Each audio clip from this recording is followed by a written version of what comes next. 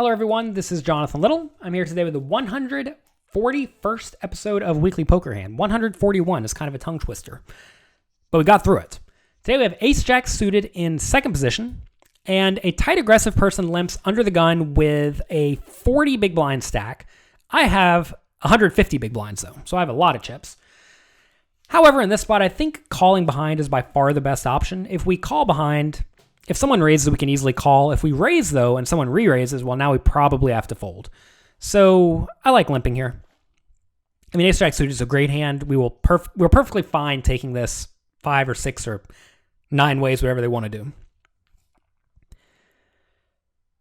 So, loose aggressive kid in third position limps, small blind limps, big blind checks. We see the flop 5 ways. We have Ace-Jack suited, and we get a pretty good flop. It comes 9-4-2, all diamonds. Our suited hand is of diamonds, so we have the nut flush. It's a pretty good board.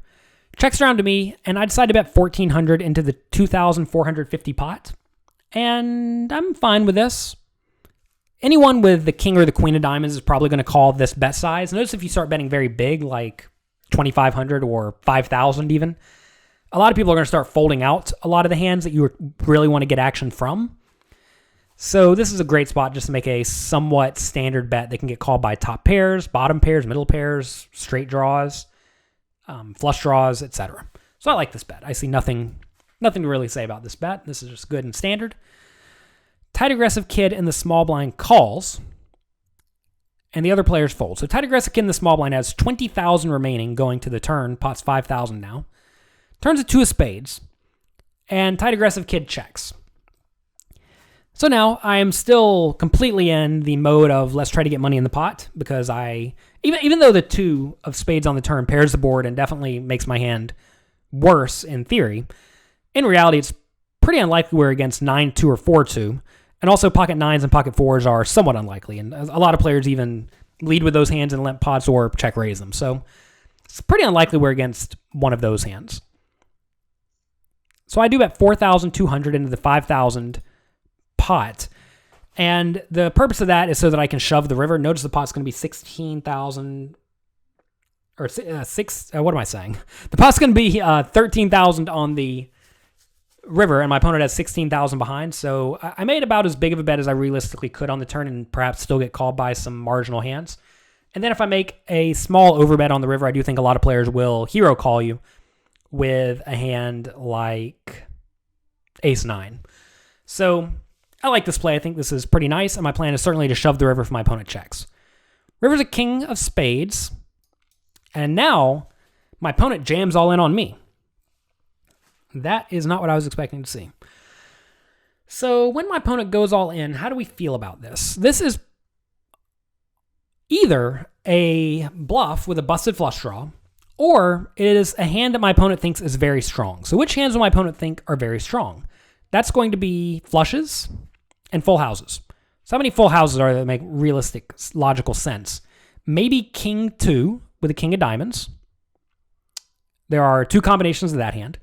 Pocket 9s, pocket 4s, pocket 2s. So there's 7 combinations of those total that my opponent may have played tricky. So we're looking at 7, 8, 9 combinations of hands that I lose to. How many combinations of hands are there that we beat? Well, there is king, queen of diamonds, king 10 of diamonds, king 8 of diamonds, king 7 of diamonds, king 6 of diamonds. You get what I'm saying. I already have 5 or 6 combinations of king X of diamonds. Then you can go down to queen X of diamonds. There's going to be 5 or 6 of those. Then we have 10 X of diamonds. There's going to be some of those. So we're looking at a lot of flushes that my opponent may play this way. Also, so that's just the hands that my opponent may value lead with on this river. So we're already fine enough versus that range to the point that we're going to call, because we need to win this pot about maybe 36% of the time, and we're going to. You figure that out. You take 16,000 plus 30 or plus 13,000, add your 16 that you're going to call. So you do 16 divided by 49, and that's going to give you how often you need to win. And we just counted the combinations of hands my opponent's going to do this with for value, or could presumably do this with for value, which is going to be flushes and better. And we're already going to win like half the time against that range. So we need to win 36% of the time or 38% of the time, and we're going to win half the time at least. And if our opponent's ever bluffing, that's just going to increase that number to where we're winning closer to 60 or 70% of the time. So this is an easy call on the river.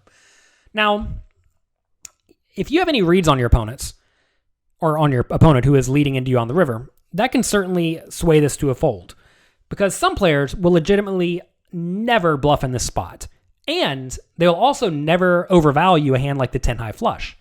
So now if my opponent's range is exactly full houses, which again, there are about 11 realistic combinations of, we're not expecting to be against 9-2 or 4-2 or pocket kings.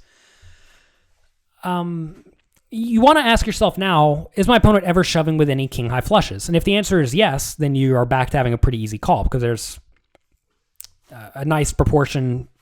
The proportion of range of our opponent's range that we beat is still there, right? We're still getting the proper pot odds to call versus even that very strong range. If your opponent's only going to lead with a full house, well, you should fold. And folding the nut flush in this spot is something that I would imagine virtually no pros do too often, but a lot of amateurs do too often. They get in their minds that this guy is never bluffing me. I've played my hand pretty strongly. Therefore, I'm just going to fold this ace high flush and look for a better spot. And that is usually not a good justification. Sometimes you're going to lose in this scenario, and that's perfectly fine. And that's that, really. I mean, it's okay to lose pots, right? Whenever you run into a setup scenario, you're going to lose. And I already know I'm going to lose this hand because I know my opponent has pocket fours. But this is a very easy call in hindsight, looking back at it, etc. Obviously, this guy had pocket fours. I wish he would have shown up with a king high flush. That would have made life much easier. Or it at least would have illustrated our point better, because maybe this guy does only make this play with full houses. But in general, I think this is going to be a very easy call, and when you lose in these spots, you really shouldn't second guess yourself. I get an email every few days from someone who sends me a hand kind of like this and says, should I have folded? And the answer is always, is your opponent ever overvaluing a worse made hand? And is your opponent ever bluffing? If the answer to both of those is no, then yeah, you should fold. But how many people are actually only shoving here with full houses? I don't know. It's up for you to decide. That's going to be it for this episode of Weekly Poker Hand. I want to thank you for being here. If you enjoyed this episode, definitely check out my blog over at jonathanlittlepoker.com. Each week I post some sort of an educational blog or a video blog or something like that I think you'll enjoy. If you're here for episode 141, well, I promise you'll like jonathanlittlepoker.com. So check it out. Let me know what you think. And I will be back next week with another episode of Weekly Poker Hand. Thanks for being here, and good luck in your games.